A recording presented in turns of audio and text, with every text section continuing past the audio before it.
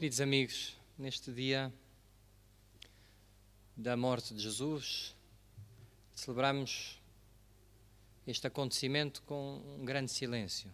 Este dia e o dia de Sábado Santo, até à Vigília Pascal, é o momento do grande silêncio. O silêncio que nós associamos sempre à morte, aos túmulos. Por isso dizemos a expressão um silêncio sepulcral.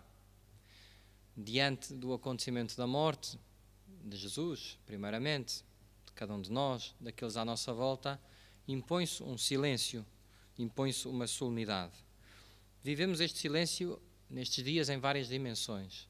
A primeira dimensão é a própria liturgia, a celebração. Esta celebração de Sexta-feira Santa é marcada pelo silêncio, na ausência da maior parte dos cânticos, na entrada que se faz no primeiro momento da prostração dos sacerdotes, diante do altar despido de qualquer instrumento, da cruz, das velas, da própria toalha. Para sinalizar a morte de Jesus, fazemos silêncio, simplificamos os gestos, aquilo que está à nossa volta. Ao longo da celebração, nós vivemos este silêncio na leitura do Evangelho, na maneira como é proclamado, e depois, mais adiante, também, a seguir à própria comunhão e na saída. Liturgicamente, a celebração impõe-nos este silêncio. Mas as leituras ajudam-nos a perceber que há outros silêncios. Em primeiro lugar, um silêncio de Jesus, que é prefigurado nesta primeira leitura por este silêncio do servo sofredor, esta leitura do livro de Isaías, neste especificamente chamado quarto cântico do servo do Senhor. É aquele que, segundo a descrição, é como um cordeiro levado ao matador, que é maltratado, que é humilhado, mas que diante de tudo isto não abre a boca.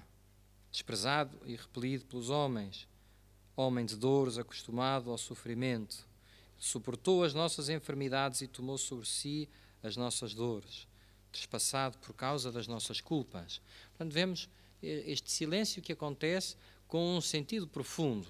Este cordeiro que não é obrigado, mas que voluntariamente se entrega à morte.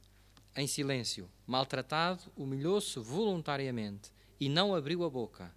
Como cordeiro levado ao matador, como ovelha muda ante aqueles que a tosquiam, ele não abriu a boca.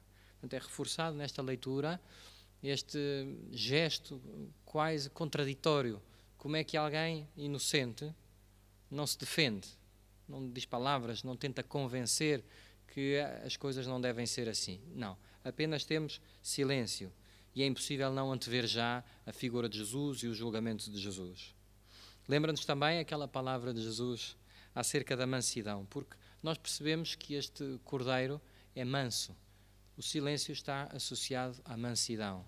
Jesus diz: bem-aventurados os mansos, porque possuirão a terra. É pedido a cada um de nós a mansidão, que não se consegue viver sem silêncio. Silêncio que é humildade diante de Deus, confiança de que aquilo que Deus nos dá é para nosso bem. Não desconfiamos de Deus.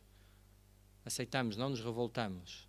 Mesmo não compreendendo tudo, temos o silêncio como a primeira resposta para aquilo que o Senhor tem para cada um de nós.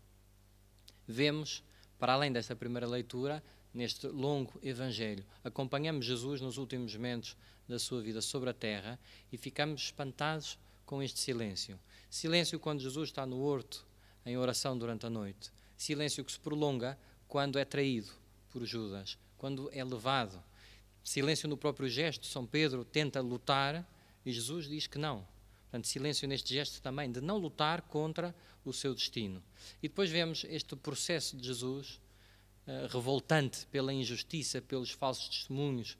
Vemos a falsidade naqueles sumos sacerdotes, na maneira como querem aproveitar a política para poder crucificar Jesus. E vemos como Jesus faz silêncio. Silêncio que quase irrita naquele diálogo, diz: não dizes nada diante destas acusações. Nós não aceitamos diante do silêncio, sobretudo quando sabemos que estamos a fazer o mal. Por um lado, nós desejamos o silêncio, não queremos que se revele a verdade das nossas más ações. Mas, por outro lado, diante do silêncio, nós muitas vezes não sabemos reagir, ficamos sem resposta, ficamos sem reação. E assim, neste diálogo também com Pôncio Pilatos, nós vemos a reação que aparece quando Jesus, exatamente, não diz nada. Mas será que Jesus não diz nada? Será que o silêncio de Jesus é não dizer nada? De facto, Jesus, logo ao princípio, diz: mas eu falei-vos abertamente no templo e nas sinagogas.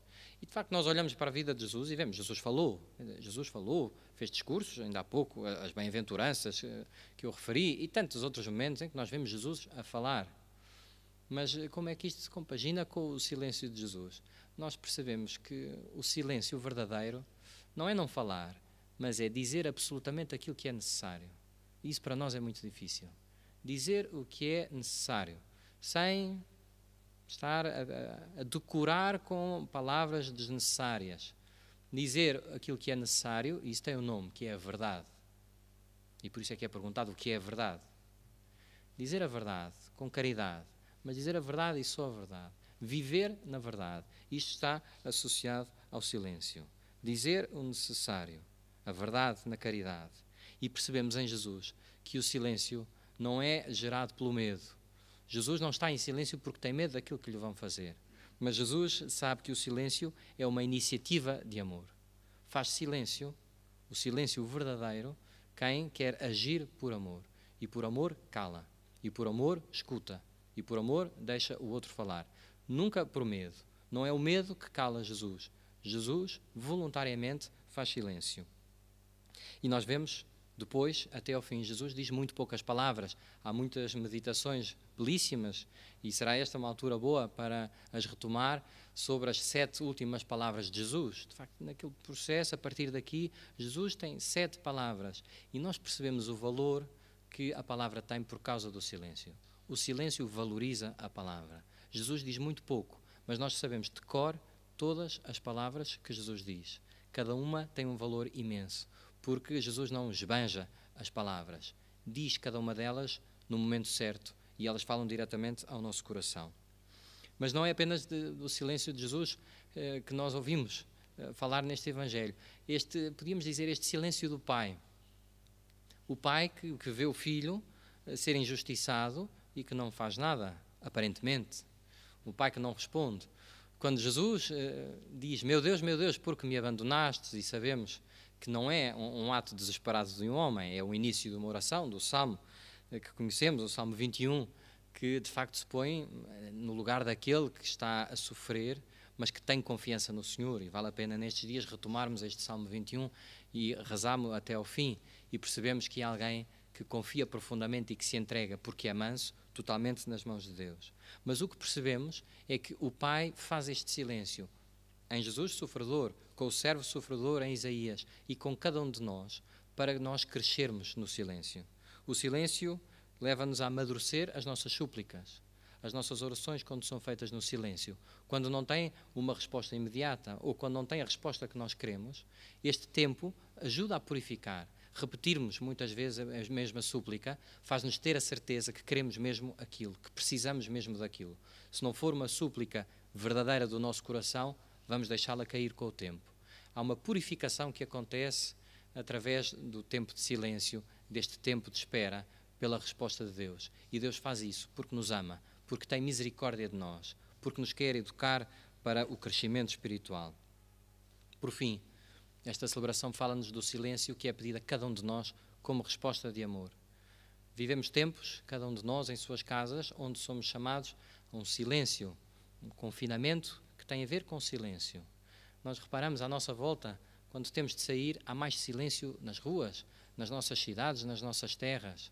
Há mais silêncio, muitas vezes é um silêncio pesado nas pessoas, quando estão algumas pessoas à espera de alguma coisa, nas coisas ainda que fazemos do dia a dia, para ir ao supermercado, para ir à farmácia. Tenho reparado que há um silêncio grande, as pessoas falam pouco, mas este silêncio muitas vezes é gerado pelo medo.